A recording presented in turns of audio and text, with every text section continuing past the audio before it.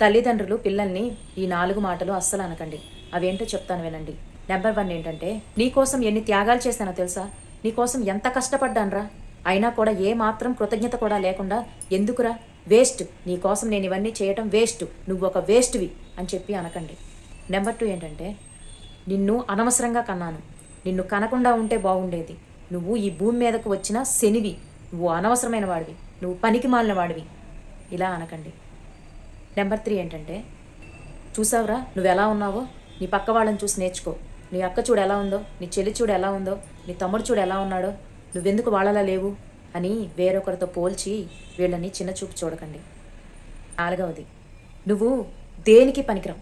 అసలు వేస్ట్ గాడివి. నీ అంత పరమ వేస్ట్‌ని నేనెక్కడా చూడలేదు అని ఎప్పుడు తిడుతూ ఉంటారు చూసారా?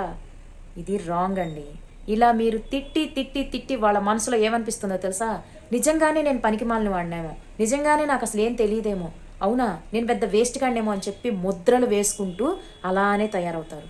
అలా కాకుండా ఎలా చెప్పాలో వాళ్ళ మనస్తత్వాన్ని బట్టి కొంచెం జాగ్రత్తగా చెప్పండి.